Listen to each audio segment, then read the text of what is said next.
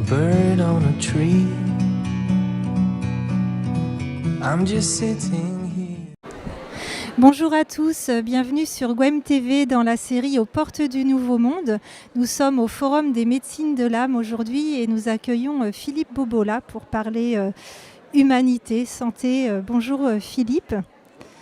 Et ma première question va être quel est votre moyen pour vous-même et pour le monde d'aider à plus de conscience, plus de bien-être. Je sais que vous avez aussi une formation qui s'appelle l'unité du savoir. Vous êtes biologiste et physicien, donc j'imagine tout ce parcours qui vous a amené aujourd'hui à cela. Moi, je veux bien tout savoir. Sur mon parcours, c'est ça ? Oui. Au départ, je voulais comprendre ce que c'était la matière, puisqu'on est fait de matière. Et donc j'ai étudié la physique, j'ai fait même de la recherche en physique théorique. Et puis après, je me suis rendu compte que la physique ne permettait pas de comprendre la complexité du vivant, la biologie. Donc je suis devenu biologiste. Donc j'ai réétudié la biologie, j'ai fait aussi de la recherche en biologie. Et puis après, je me suis rendu compte qu'en ayant compris la biologie et la matière à travers la physique, il y avait également une dimension culturelle. On parle de culture occidentale, culture orientale. Je suis devenu anthropologue et donc ça m'a amené à vivre auprès de peuples traditionnels qui ont notre vision du corps, de la vie, de l'univers, du cosmos, aussi respectable que notre vision occidentale. Et puis enfin, j'ai essayé de comprendre l'homme dans son individualité. Alors je suis devenu psychanalyste adlérien. Adler est un psychanalyste peu connu par rapport à Freud, Jung et Lacan, mais c'est un psychanalyste qui a essayé d'être au plus proche de la dimension animalière de l'homme. Et donc c'est ça qui est intéressant chez lui. Il a travaillé avec des gens qui étaient au bas de la société allemande et autrichienne, contrairement à Freud qui a travaillé avec des gens qui étaient plutôt dans le haut du panier, voilà, ce qu'on dit en allemand, en latin les patriciens. Et donc ça lui a permis d'avoir un autre regard sur la société allemande de son époque. Il a compris aussi que l'Allemagne allait sombrer dans le totalitarisme, donc il est parti aux États-Unis. Voilà à peu près mon parcours. Et aujourd'hui, qu'est-ce que vous en déduisez justement, avec votre formation de scientifique? Comment allier, je crois que ça va être le thème de votre conférence aussi, allier science et spiritualité? Je pense que quand on regarde la société actuelle, il y a un appel vers la spiritualité. Ce n'est pas un hasard si ce forum des médecines de l'âme a beaucoup de succès.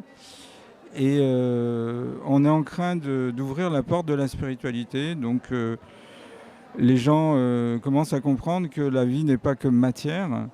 Il y a aussi l'esprit dans la matière.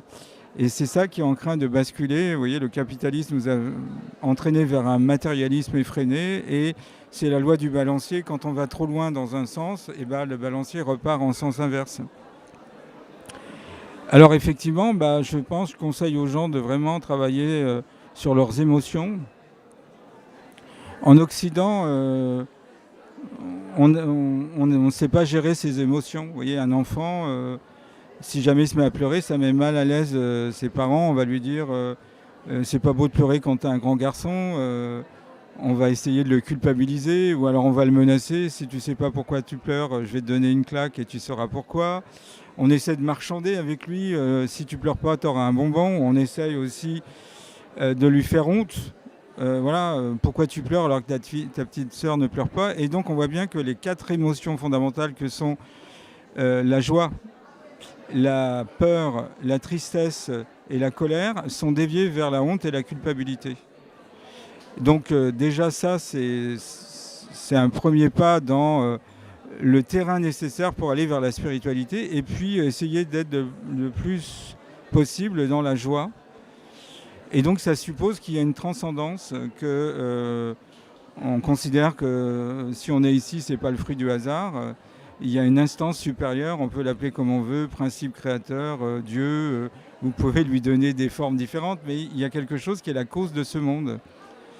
Et c'est vrai que c'est là-dessus que le capitalisme essaye d'agir, puisqu'il a réussi à neutraliser l'économie opposée, le communisme. Il a neutralisé l'écologie qui est devenue l'environnement et qui est devenue maintenant l'écologie punitive. Il lui reste la spiritualité à neutraliser. Voilà. Et comment ils s'y prennent, à votre avis? Oh bah, y a plein de choses. Ridiculiser ça, on est dans une période où on remet en cause les croyances. Vous voyez, bon, y a plein de moyens bien connus de l'ingénierie sociale.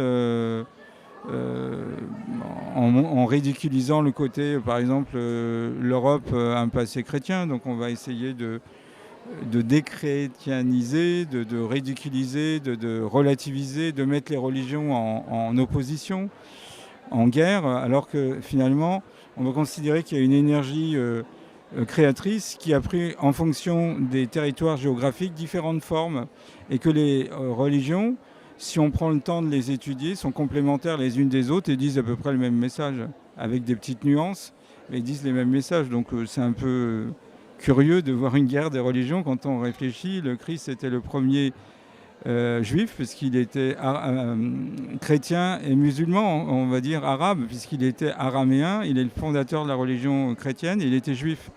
Donc ce creuset qu'il portait, on est en train de le faire exploser à travers une guerre entre les juifs et les arabes. Et puis avant, il y avait une guerre entre les juifs et les chrétiens. Vous voyez, donc voilà, c'est un peu ça. Donc je pense qu'il faut aller au-delà de la dualité, au-delà des clivages, et donc soigner ces émotions, les gérer, les comprendre. C'est tout un travail, un processus que j'invite tout le monde à faire, puisque on est dans une période où il y a beaucoup de peur. Alors, quand on a un changement, alors on va prendre un exemple un peu caricatural, mais à peine, puisque ça arrive chaque jour. Si vous êtes un cadre dans une entreprise et votre collègue vous dit, tu sais, il y a des licenciements et tu es dedans. La première chose, c'est le choc du licenciement. Puis après, vous allez passer par le déni. Mais c'est pas possible, ça fait 25 ans que je travaille, j'ai toujours donné satisfaction à mon patron, donc je vois pas pourquoi je serais viré. Puis après, vous allez passer par la colère, parce que la lettre, vous la recevez bel et bien et vous êtes viré et pas votre collègue. Puis après, il y a la peur de ne pas retrouver un emploi, surtout si vous avez 45 ans ou plus. Puis après, vous allez tomber dans la tristesse ou la dépression, mais vous allez remonter. Tout ce que j'ai décrit, c'est-à-dire choc, déni, colère, peur, tristesse, dépression, vous voyez, il y a une énergie à baisser. Vous allez remonter de l'autre côté avec l'acceptation, le pardon, la quête de sens, la paix et la sérénité retrouvée. Vous allez vous rendre compte que finalement votre travail ne vous intéressait plus et que finalement c'est le licenciement et l'aubaine pour rebondir dans d'autres directions. Et c'est la même chose pour ce qu'on vit actuellement. On est en train de voir notre société européenne et française se déconstruire. Donc il y a le choc, après il y a le déni. Les gens, quand ils sortent du déni, il y a la colère, après il y a la peur, la tristesse, la dépression, mais ils remontent. Alors plus vous serez de l'autre côté de la courbe qu'on appelle la vallée des larmes, vous avez compris, du déni jusqu'à la dépression, tristesse, c'est une baisse d'énergie. Et après, il y a une remontée d'énergie, acceptation, pardon, quête de sens, paix et sérénité retrouvée, vous regagnez de l'énergie. Et donc, quand vous êtes de l'autre côté de la vallée, dans la partie ascendante, vous avez une autre façon de faire. Alors, il y a des gens qui restent scotchés sur le déni, la peur, la colère ou la dépression. Mais votre cerveau, il est fait pour vivre ça, c'est fait. Alors la première à avoir compris ça, c'est Elisabeth Kübler-Ross. Le choc de l'annonce d'une mort suite à une maladie, quand vous annonce brutalement, entraînait un choc thanatique, et puis une colère et une rage, et puis un marchandage. Si je survis, je donnerai ma fortune, et puis une dépression. Et enfin, la dernière étape, l'acceptation de la mort, quoi, qui est en fin de compte l'acceptation du cycle de la vie. Donc voilà, ça fait gérer ses émotions, les comprendre. 2, essayer, si vous avez une fibre spirituelle, de vous connecter sur cette spiritualité qui vous portera. Et puis 3, regardez ça avec l'idée que C'est un théâtre qu'on a devant nous, mais ce qui est le plus important, c'est le monde dans lequel on voudrait vivre. Parce que ce que nous montre la physique théorique, c'est que le futur précède le présent. Donc, si vous adhérez à la vision qui est donnée par les médias, la presse en général, vous allez actualiser la potentialité qu'ils veulent nous faire actualiser. C'est ce que les Américains appellent les prophéties auto-réalisées. Mais si au contraire, vous faites fi de ça et vous travaillez intérieurement pour ciseler vos pensées, mieux gérer vos émotions et être sur une gamme émotionnelle qui n'est pas la peur, la colère ou le sentiment d'angoisse, de frustration ou de dépression, et à ce moment-là, vous gagnez et vous êtes un résistant. Voilà. Merci, je vous ai suivi depuis 3 ans et demi. Ça a bien aidé avec Louis Fouché, avec toutes ces personnes. Dernièrement, j'ai entendu, mais je n'ai pas pu tout écouter, une interview avec, il y avait aussi Laurent Gounel. Et vous avez parlé, alors je suis ostéopathe, et donc vous avez parlé du tissu conjonctif, mais je n'ai pas pu écouter l'ensemble, mais ça m'intéressait de savoir quel était le sujet. Le tissu conjonctif, c'est les grands oubliés de l'histologie. Donc on commence à se rendre compte que c'est déjà un nouvel organe qu'on redécouvre. C'est un organe où il y a beaucoup d'informations qui circulent. Nos organes sont déposés sur ce tissu. Et ce tissu, il a une importance considérable. Puisque on peut dire que le corps humain est un continuum de tissu conjonctif. Donc il y a plein de travaux actuellement, malheureusement plus aux États-Unis qu'en France, parce qu'aux États-Unis, l'ostéopathie est plus réputée que la médecine générale ou même spécialisée, peut-être à cause des surpoids. Mais en tous les cas, ils ont d'énormes moyens. Donc l'anatomie est loin d'être une science achevée, contrairement à ce qu'on pensait. Il y a plein de choses à redécouvrir. En tous les cas, le tissu conjonctif redevient un organe noble. On parle d'organes et non plus de tissu, vous voyez. Et il y a eu toute une école allemande dont le leader a été Alfred Pischinger, qui a beaucoup travaillé sur le tissu conjonctif. C'est un tissu qui est chargé électriquement. Il est extrêmement hydrophile. C'est un système informatif complexe qui règle le pH, l'oxydoréduction et plein d'autres paramètres biologiques. Et il est capable de fixer l'homotoxine. Et s'il n'y avait pas le tissu conjonctif, nos cellules qui sont organisées en tissu épithélial. Donc la différence, c'est que quand vous avez ce qu'on appelle un épithélium, les cellules sont juxtaposées à coller les unes aux autres. Elles reposent sur un tissu conjonctif. Et entre le tissu conjonctif et le tissu épithélial, il y a ce qu'on appelle une lame basale. Et le tissu conjonctif protège nos cellules, fait circuler l'information, et à tel point qu'Alfred Pischinger considérait que la cellule, qui vient du latin cellula, qui signifie la cellule de moine, qui est complètement reclus dans sa chambre, médite et vit en ascète, la cellule qui a été considérée comme l'élément de base de la médecine allopathique, ça ne définit pas la vie. Il disait la cellule est une abstraction morphologique. Elle n'a, du point de vue biologique, aucun sens. La vie, c'est la cellule et le tissu conjonctif. Voilà. Et justement, en ce moment, je m'intéresse beaucoup à l'eau, et notamment pour les fascias, pour les tissus. Qu'est-ce que vous pensez, vous, de l'eau ? Il y a eu à Genève un séminaire, c'est plus qu'un séminaire, c'est un colloque sur l'eau. Et donc, on a trouvé le 4e état de l'eau.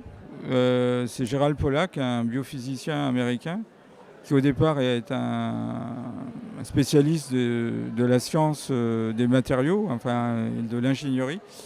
Et quand vous mettez de l'eau dans ce verre, par exemple, les molécules qui sont en contact avec les parois du verre vont prendre une configuration particulière qu'on appelle zone d'exclusion. C'est-à-dire que sur les parois, tout ce qui n'est pas aqueux, tout ce qui n'est pas de l'eau est expulsé. Ce qui fait que sur une distance qui peut aller jusqu'à 50 millionièmes de mètre, vous avez un mur de charge négative et à 50 micromètres, un mur de charge positive. Donc on appelle ça la zone d'exclusion, en anglais easy water. Et ça donne une différence de potentiel de 220 microvolts, Ça permet d'avoir une viscosité variable, ça absorbe les UV, 270 nanomètres pour être précis, ça absorbe les infrarouges qui permettent d'augmenter la zone d'exclusion, ça émet peu d'infrarouges. Et évidemment, ça dépend où on se trouve, mais le pH est un peu plus acide du côté positif puisqu'il y a des protons. Et donc, comme le tissu conjonctif est fait de sucre, des protéoglycanes, qui sont des molécules chargées négativement, il y a une hydrophilie, une affinité avec l'eau, ce qui fait que le tissu conjonctif, qui, il faut quand même le rappeler, représente 20% du poids du corps, il a un potentiel de 220 microvolts, et ben, l'eau se met dessus, et l'eau a elle-même un potentiel de 240 microvolts. Donc ce qui fait que nos cellules sont sur une batterie, qui joue un grand rôle parce qu'on sait que le tissu conjonctif, c'est ce qui nourrit le tissu épithélial, c'est ce qui fait barrage. Enfin, il y a plein d'autres propriétés qu'on découvre. C'est pour ça qu'Alfred Pitschinger avait appelé le tissu conjonctif le système régulateur de base. Oui, donc l'eau et le tissu conjonctif sont vraiment indispensables. Ouais, ouais. Et quel peuple premier vous ont le plus inspiré? Est-ce que vous connaissez les Maasai? J'ai mon ami Xavier Perron. Je me suis intéressé en tant qu'anthropologue aux Maasai. On retrouve une culture commune, une coexistence du monde de l'incarnation et un monde invisible. Les Maasai, dit-on, seraient des descendants de l'Égypte antique, comme les Dogons, etc. Oui, les Maasai sont une culture intéressante, mais toutes les cultures traditionnelles sont intéressantes. Elles nous proposent une autre vision du monde, de l'art de vivre ensemble. Et c'est ça qui est intéressant, c'est de voir comment ils conçoivent l'univers. C'est deux façons. On dit qu'il y a une voie intuitive, une voie plus quantificatrice, calculatrice. Quand on voit le résultat au niveau occidental, voilà. Alors, bien sûr qu'ils sont respectueux de l'environnement, mais bien au-delà de ça, ce qui est très humiliant pour eux, c'est que, je dois dire, beaucoup d'anthropologues, je ne dis pas tous, mais ne considèrent pas l'existence d'un monde invisible comme une réalité, l'existence d'entités dans ce monde invisible. Donc c'est comme si on reconnaissait le Pays basque uniquement avec son béret basque. Donc voilà, les Basques se rueraient dans les grands rencarts parce que bien au-delà de ce béret basque rouge, ils ont toute une culture bien à eux, spécifique, qui s'est développée dans cette région avec une langue, une identité culturelle, etc. Voilà. En attendant que la science puisse expliquer ou démontrer ce monde invisible, pour vous justement, c'est d'avoir cette foi en plus grand, pas attendre que la science le... Voilà. La science est devenue la religion de la fin des temps. On voit bien que la science, après avoir été attaquée par la religion, est devenue elle-même une religion avec ses inquisiteurs. On a bien vu au moment de la crise comment des gens sont devenus des hérétiques parce qu'ils proposaient de l'hydroxychloroquine, de l'ivermectine et d'autres remèdes interdits. Donc je ne crois pas qu'il faut attendre que la science arrive.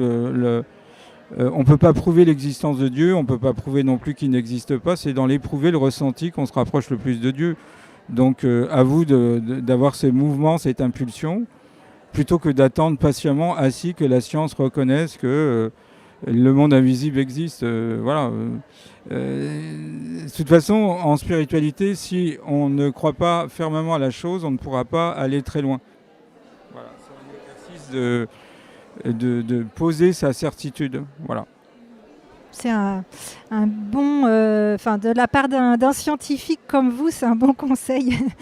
Et est-ce que vous avez quelque chose à ajouter? Merci en tout cas.